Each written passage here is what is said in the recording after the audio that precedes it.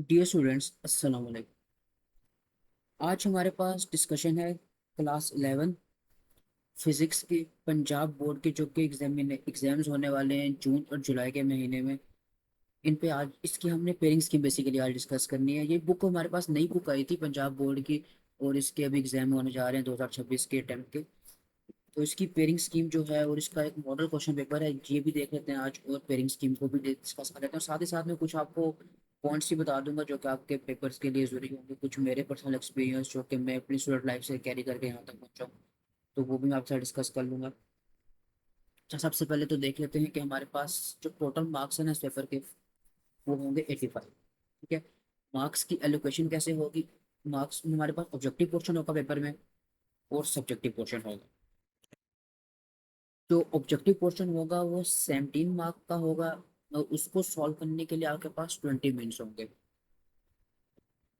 Subjective portion 68 marks का होगा, उसको सॉल्व करने के लिए 2 घंटे और 40 मिनट होंगे, यानी कि टोटल पेपर जो है हमारे पास वो 3 घंटे का होगा। अच्छा, सबसे पहले हम ऑब्जेक्टिव की जो ऑब्जेक्टिव पेपर है इस पर डिस्कशन कर लेते हैं। ऑब्जेक्टिव पेपर किस तरह से, इसमें हमारे पास कोई चॉइस नहीं होती। ठीक है, हमारे पास ऑब्जेक्टिव के अंदर कोई किसी किस्म की चॉइस नहीं होगी। 17 इसमें ऑब्जेक्टिव पूछे जाएंगे आपसे, उस 17 के 17 आपने जवाब देने होंगे। अच्छा, आपको चार चार ऑप्शंस देगा, भी मॉडल पेपर देख लेते हैं तो उसमें आपको अंदाजा हो जाएगा किस तरह से होते हैं। जैसे आपकी बुक के पीछे गिवन होते हैं ना, बिल्कुल उस तरह से ही पूछे जा रहे होंगे, यानी कि उसी फॉर्मेट में पूछे जा रहे होंगे। अब एक ये भी क्वेश्चन अक्सर बच्चे पूछ रहे होते हैं कि क्या सर वही आएंगे जो बुक के पीछे होते हैं? जी, मोर और लेस वही होते हैं। ये बीच में कोई दो चार वो आगे पीछे से पूछ ले तो पूछ ले, और वो भी कोई इतने ज़्यादा टेक्निकल नहीं होते। अगर आपने एक रीजनेबल तरीके से अपने कोर्स की कवरेज की है तो आप आराम से ये पोर्शन जो है यहाँ से अच्छे नंबर ले सकते हैं। लेकिन ये लाजमी देख लीजिएगा कि आपने सॉल्व इसको 20 मिनट में ही करना होता है। अब इसकी कैसे वो डिस्ट्रीब्यूशन करता है चैप्टर्स की अपने ऑब्जेक्टिव पोर्शन के अंदर।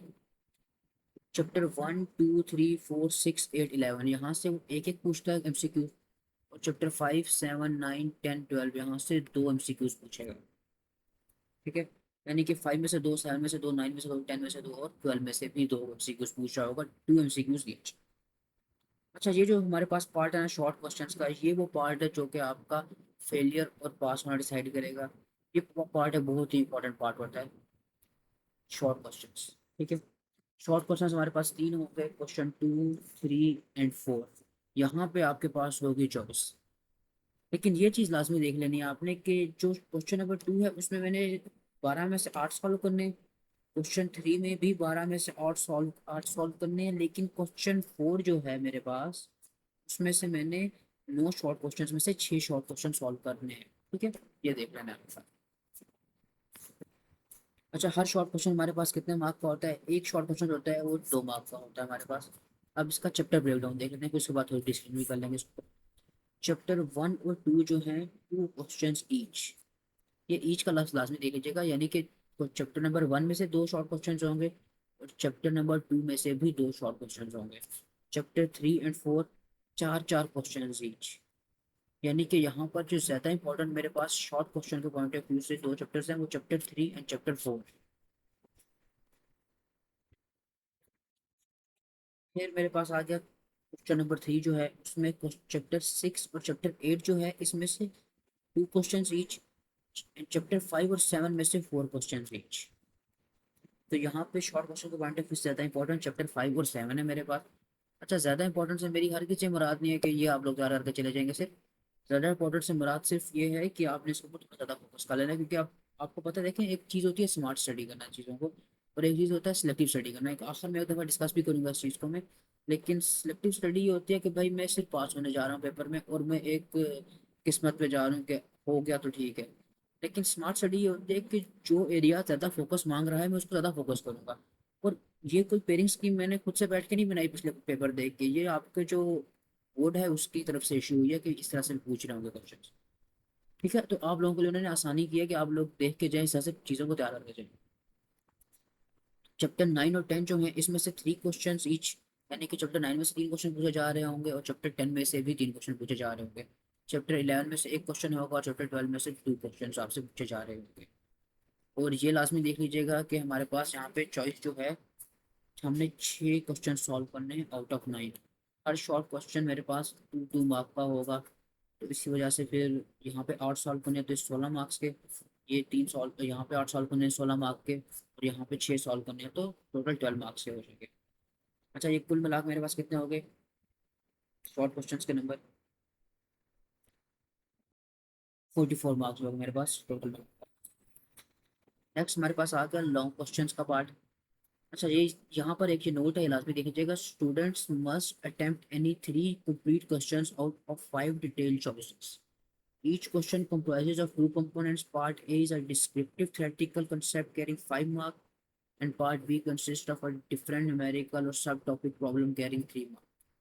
Part A and B must originate from distinct chapters.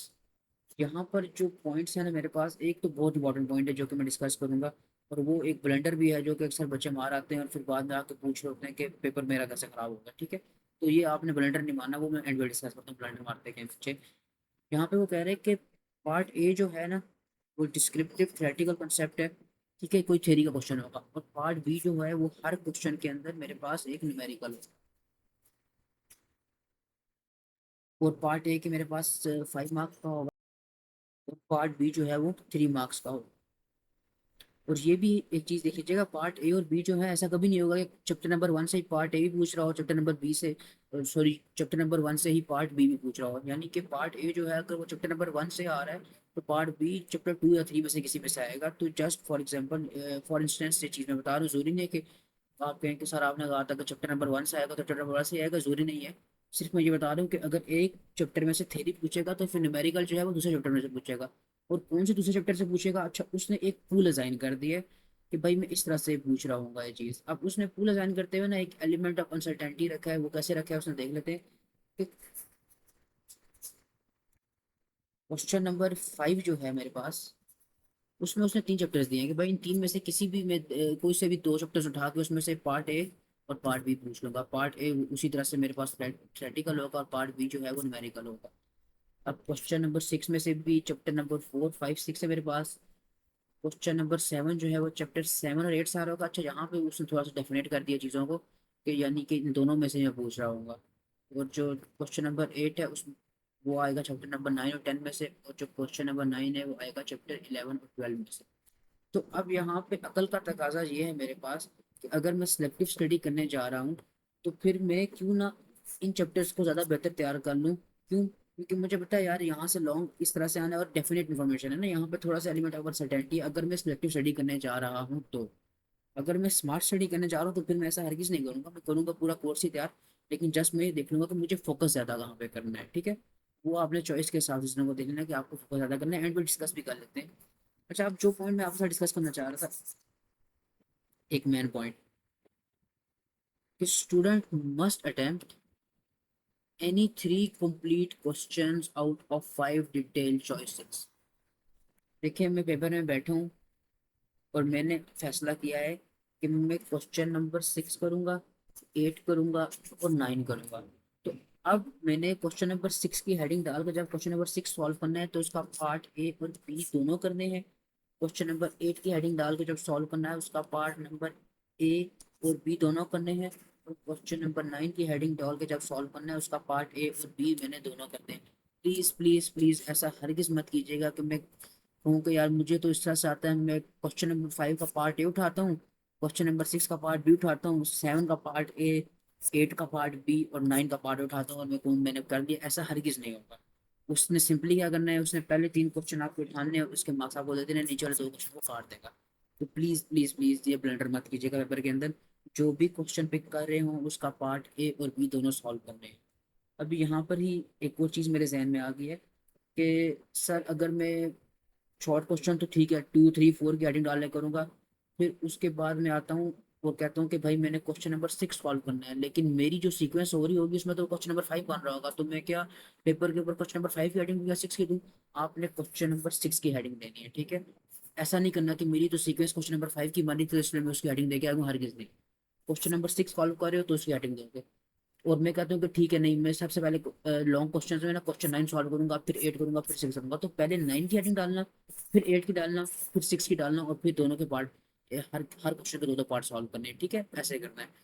यानी कि जो क्वेश्चन मेरे पास क्वेश्चन पेपर में आ रहा होगा मैंने उसी के हिसाब से लेकर चलना है। सबसे पहले अगर मैं क्वेश्चन 7 सॉल्व करूँ तो मैंने क्वेश्चन 7 की ही हेडिंग डालनी है।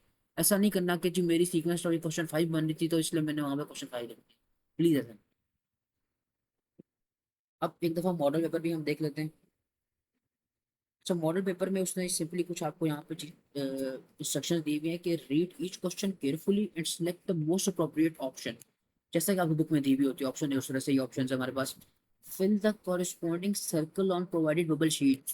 अच्छा, यहाँ से ये भी चीज़ साबित हुई कि वही तरीका है जो पहले होता था।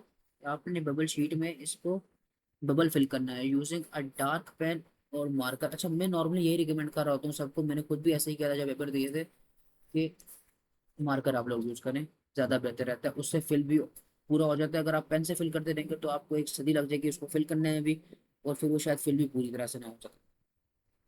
और जब आप बबल में आप पेपर्स में क्वेश्चन में ना बबल फिल कर रहे होते हैं तो प्लीज़ एक चीज़ लाजमी आपने याद रखनी है कि मेरे पास ऑप्शन नंबर 1 है, वहां पर जाके आंखें खोल के आपने देखना है कि मेरा ऑप्शन नंबर 1 के अगेंस्ट जो बबल 4 बने होंगे। अच्छा, एक दफा ना मैं यहाँ पे करके भी दिखाया तो हो रहा किस तरह होता है। मतलब मैंने यहाँ से ऑप्शन देखी ना 1, मैं क्या अपनी बबल शीट में उसने ऐसे लिखा हुआ होगा कि भाई ये क्वेश्चन 1 है। बिल्कुल टॉप पे ना उसने ऐसे किया हुआ होता है A B C D। ठीक है, ऐसे बबल बने हुए होते हैं मेरे पास। अब मैंने इन बबल को फिल करना है। फॉर एग्जाम्पल मैं कहता हूँ जी मेरा कुछ जो एमसीक्यू नंबर 1 है ना उसका ऑप्शन बी था। ठीक है, मिसाल दे रहा हूँ, ये नहीं है कि उसका ऑप्शन है भी। तो क्वेश्चन नंबर मैं यहाँ पर आकर ट्रेस करूंगा 1 का है, उसमें ये बी वाला मैंने फिल कर देना है। ठीक हो गया। फिर उसके बाद मैं आता हूँ, मैं कहता हूँ कि भाई अब मैं 4 सॉल्व करता हूँ, मुझे बीच वाले दो नहीं आ रहे तो मैं 4 सॉल्व करता हूँ। 4 है, मैंने ऑप्शन सी उठाया। ठीक है, तो अब यहाँ पे प्लीज मेक श्योर करना है कि आप चाहें आप क्वेश्चन 2 3 और ये एमसीक्यू के क्वेश्चन से बात करूँ तो इसको मैंने इग्नोर करना है, फिलहाल इसको इग्नोर करना है। और यहाँ पे आगे जो मेरे पास बबल्स बने होंगे फिर मैंने देखना है कि भाई मैंने कौन सा ऑप्शन सेलेक्ट किया था, मैंने सी सेलेक्ट किया था। फिर जाके फिर मैंने ऐसे सी फिल कर दिया। तो ये चीज़ लाजमी करनी है क्योंकि मुझे अच्छी तरह याद है कि जब मैंने पेपर दिया तो वहाँ पर 2-4 बच्चों ने मसला कर दिया था। और फिर वो जो थे बीच में कभी बार कोऑपरेटिव हो जाते हैं कुछ पेपर्स में, और कुछ पेपर्स में बिल्कुल कोऑपरेटिव नहीं होते। वो कहते हैं भाई आपने गलती की है, इसके आपको जो हर्जाना है वो तो भरना पड़ेगा। और हर्जाना यही होता है कि भाई वो आपको चेंज नहीं करके देते आपका आंसर शीट। ठीक है, तो ये चीज़ प्लीज़ गलती नहीं करनी। और देखें, पेपर जो होता है ना उसमें पेपर सॉल्व करने से ज़्यादा बड़ी चीज़ होती है प्रेशर हैंडल करना पेपर का। जब आप शुरू में ये ब्लंडर मार देंगे ना तो फिर आप पेपर के प्रेशर में क्रम्बल कर। ठीक है, तो प्लीज़ इस तरह के ब्लंडर्स नहीं मारने वहाँ पे। और इन केस अगर कोई एक आधा गलत हो भी जाता है, वर्स्ट केस सिनेरियो बता रहा हूँ, अल्लाह ना करे कोई एक आधा अगर गलत हो भी जाता है तो आपने अपने नर्व्स पे कंट्रोल रखना है। और उस चीज़ को अपने पास मार्क कर लेना है कि भाई मैंने फलां जो क्वेश्चन है वो मैंने गलत कर दिया है। आप ऐसा नहीं कर देना कि उसकी वजह से बाकी सारे गलत कर दूं। ठीक है, उसकी ऑप्शन मैंने गलत जगह पे लिख दी ना, तो मेरा एक तो गलत हो गया तो अब मैं क्या कर सकता हूँ, मैं सबसे बेहतर ये कर सकता हूँ कि बाकी के जो सवाल है वो ठीक कर दूँ। ठीक है, तो प्लीज़ वहाँ पे इस तरह से प्रेशर नहीं लेना चीज़ का कि एक अगर गलत हो गया तो बाकी में प्रेशर ले लूँ और अपने सर पे सवार कर लूँ। एक आधा तो सबका ही गलत हो जाता है, तो सब कोई मसला नहीं होगा। ठीक है, उसके बाद मेरे पास शॉर्ट क्वेश्चन आ गए। क्वेश्चन नंबर 2, इसमें से मैंने 8 सॉल्व करने हैं। ठीक है, यहाँ पर आप देख रहे हैं यहाँ पे इसने 12 दिए हैं। अच्छा, यहाँ पे मेरे पास ना इसको जब मैंने पेस्ट किया ना अपनी शीट में तो मेरे पास 11 रह गए। ये बेसिकली यहाँ पे 12 की तरफ। तो इन 12 में से आपने कोई से 8 सॉल्व करने हैं। यहाँ क्वेश्चन नंबर 3 में आपने 8 सॉल्व करने हैं, 12 दिए हुए हैं। क्वेश्चन 4 जो है मेरे पास इसमें 9 दिए हुए हैं और मैंने कोई से 6 सॉल्व करने हैं। अब लॉन्ग क्वेश्चन आ गए यहाँ पे मेरे पास। लॉन्ग क्वेश्चन में दोबारा वही चीज़ है कि भाई 3 सॉल्व करने हैं आपने, और हर क्वेश्चन जो है वो 8 मार्क का होगा, तो टोटल 24 मार्क का मेरे पास क्वेश्चन होगा। अब देखें, जैसे क्वेश्चन नंबर 5 है, पहले मेरे पास एक थ्योरेटिकल है, फिर मेरे पास एक न्यूमेरिकल है, फिर थ्योरी, फिर न्यूमेरिकल, फिर एक थ्योरेटिकल और फिर एक न्यूमेरिकल क्वेश्चन। तो इसी तरह से उसने कहा भी था मैं पूछ रहा हूँ और मॉडल पेपर भी उसने दिया है तो वो डिवेट नहीं करेगा इससे, वो बिल्कुल इस तरह से पूछेगा, एक थ्योरी में से होगा और एक न्यूमेरिकल में से होगा, फिर एक थ्योरी फिर एक न्यूमेरिकल। तो यहाँ पे एक विजुअल मार्क्स की एलोकेशन है। बेसिकली ये एलोकेशन उस बंदे के लिए है जो कि प्लान कर रहा हो कि भाई मैं ना सिलेक्टिव स्टडी कर लूँ। तो अगर वो सिलेक्टिव स्टडी करना चाहता है तो मेन चीज़ उसके पास फोकस करने के लिए शॉर्ट आंसर क्वेश्चन ही होंगे, क्योंकि ये मेरे पेपर का ऑलमोस्ट 52% हिस्सा बना रहे हैं। ठीक है, और ऑब्जेक्टिव जो है वो मेरे पेपर का 20% हिसाब बना रहे हैं। और ये सबसे इजी मार्क्स होता है पेपर के अंदर। फिर लॉन्ग क्वेश्चन होते हैं, ये पेपर को ऑलमोस्ट 58.2% हिस्सा बना रहे हैं। अच्छा, अब एक दो चीज़ें जो मैंने इससे हट के आपसे डिस्कस करनी थी, वो ये है कि सबसे पहली चीज़ जो मेरे पास है कि भाई मैं पेपर में आंसर कैसे दूंगा क्वेश्चन का। मतलब सर कोई तरीका भी है पेपर में क्वेश्चन का आंसर देने का? जी हाँ, बिल्कुल तरीका है पेपर में क्वेश्चन का आंसर देने का। इसके लिए मुझे मेरे एक टीचर होते थे फिजिक्स के, वो हमेशा एक बात बोलते थे कि पेपर सॉल्व करने का ना, कोई भी पेपर सॉल्व करने का एक बड़ा ही सिंपल और आसान तरीका है। और वो तरीका ये है कि आप एग्जामिनर के लिए आसानी पैदा करो, एग्जामिनर आपके लिए आसानी पैदा करेगा। अच्छा, इससे उनकी मुराद क्या थी? उनकी मुराद थी ये थी कि भाई उसको घर तक पहुंचा कर आओ। ऐसा हरगिज ना हो कि उसको आपका आंसर देखने के लिए कोई मुश्किल का सामना करना पड़े, कि भाई उसको वर्डिंग समझ ना आ रही हो, उसे चीज़ें नीट ना लग रही हो। अगर उसको चीज़ें देखने में मुश्किल होगी तो आपको मार्क्स कम देगा। देखें, ये बड़ा सिंपल रूल है। अब हमने किस तरह से करना है, एक आधा हम ना यहाँ पे देख भी लेते हैं। जैसे यहाँ पे मैंने एक यहाँ पे बना कर रखा हुआ है क्वेश्चन। ये चैप्टर नंबर 1 में से मेरे पास क्वेश्चन है। फॉर एग्जाम्पल, ये शॉर्ट क्वेश्चन आपके पास आया है, what is meant by dimensionless quantity, give one example. ठीक है, आप आए अपनी आंसर शीट में, आपने लिखा कि भाई ये फलां short question, for example short question number 2 था मेरे पास। ठीक है, मैंने लिखा कि शॉर्ट क्वेश्चन नंबर 2 का आंसर देने लगूँ। सबसे पहले मैंने क्या किया, मार्कर से हेडिंग दी। अब ये एज्यूम नहीं करना वहाँ पे कि सर उसने तो क्वेश्चन खुद से ड्राफ्ट किया, तो उसको तो पता होगा कि भाई ये डायमेंशनलेस क्वांटिटी लिखेगा यहाँ पे। ऐसा प्लीज अज्यूम नहीं करना, assumptions नहीं लेनी। आपने उसको घर तक पहुंचा कर आना है, उसके लिए सही वादा करनी है। ठीक है, आपने मार्कर से हेडिंग दी डायमेंशनलेस क्वांटिटी की। फिर उसके बाद इसकी यहाँ पे डेफिनेशन लिख दी। जब आपने इसकी डेफिनेशन लिख दी और इसको डिफाइन कर दिया। अच्छा, यहाँ पर ना एक चीज़ भी देखने के लिए है कि ये तो वैसे नॉर्मल डिस्कशन में शॉर्ट क्वेश्चंस में कर रहा हूँ बच्चों के साथ, कि what is meant by dimensionless quantity. उसने ये हरगिज नहीं कहा कि भाई मुझे डिफाइन करके दो। अगर वो सिर्फ डिफाइन करने का बोलता ना, तो मेरी यहाँ पे आंसर खत्म होना था। उसने पूछा व्हाट इज मेंट, तो कह रहे भाई एक लाइन की जो डेफिनेशन है वो बताओ, और साथ ही साथ थोड़ा सा मुझे ना इसको मजीद भी एक्सप्लेन करके बताओ। तो इसलिए मजीद एक्सप्लेनेशन में ये लिख दिया कि it is a pure number और any supplementary quantity resulting from ratio of two quantities with same direction. Normally teachers इसको भी डेफिनेशन का पार्ट ही बना देते हैं, लेकिन ये चीज़ आपने देख लेनी है कि उसने कहा है व्हाट इज मेंट बाय, उसने ये नहीं कहा भाई डिफाइन करके दो मुझे। तो मेंट के अंदर ये पूरा जवाब होगा कि पहले आपने इसको डिफाइन किया। अच्छा, अब इसको ना ये कोई हार्ड एंड फास्ट रूल नहीं है कि आपने इसको ऐसे सॉल्व करना जैसे मैंने किया है।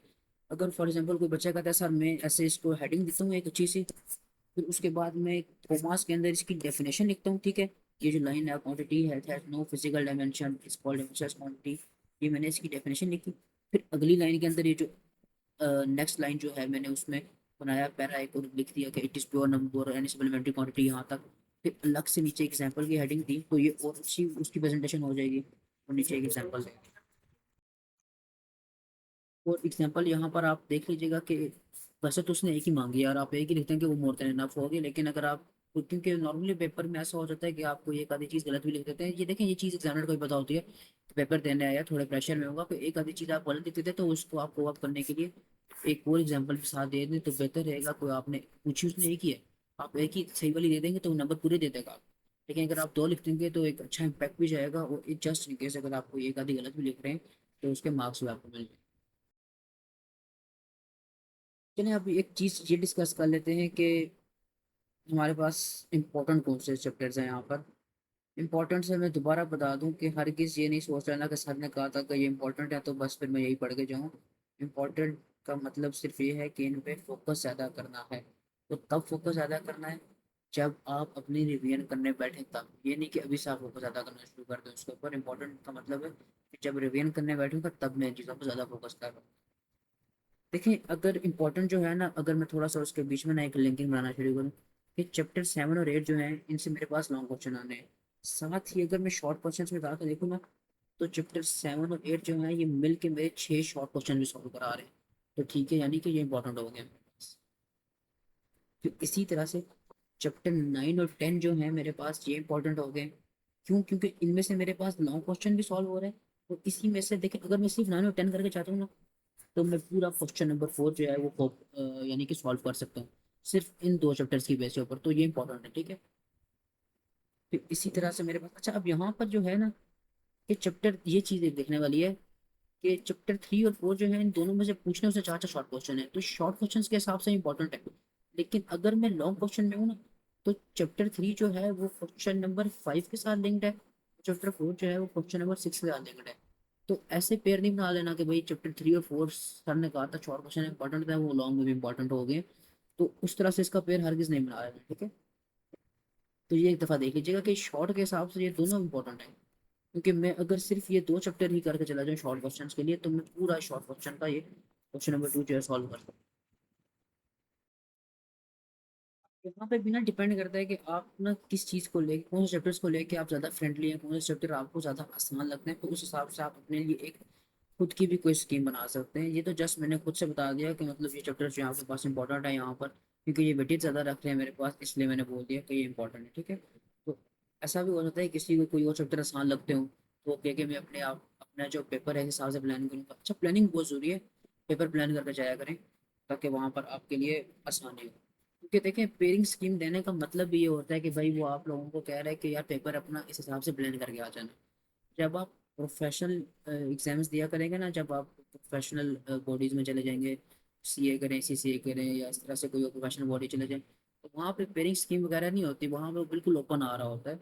तो वहाँ पर आपको अंदाज़ा होगा जब आप कभी जाएंगे कि भाई ये कितने गनीमत के दिन थे जब उन्होंने हमें पेयरिंग स्कीम दी हुई थी, और हमें उसको इवन बता देता था कि भाई अगर मैं, देखें एक चीज़ अगर आप इस पूरी पेयरिंग स्कीम के अंदर देखें कि मैं अगर ये चाहूँ कि मैं एक अच्छी सिलेक्टिव स्टडी करके, अच्छा नॉर्मली लोग जब सिलेक्टिव स्टडी की तरफ जा रहे होते हैं ना, तो उसमें भी वो झोल छोड़ते हैं कि ठीक है यार ये जो चैप्टर इंपॉर्टेंट है तो मैं कर लेता हूँ, उसमें से क्वेश्चन आएंगे, उसमें भी झोल छोड़ते हैं। लेकिन अगर आप सिलेक्टिव स्टडी करके भी चैप्टर्स को पूरी तरह से तैयार करें, तो आप अच्छे खासे नंबर ले सकते हैं, इवन 90% मार्क आप सिक्योर कर सकते हैं।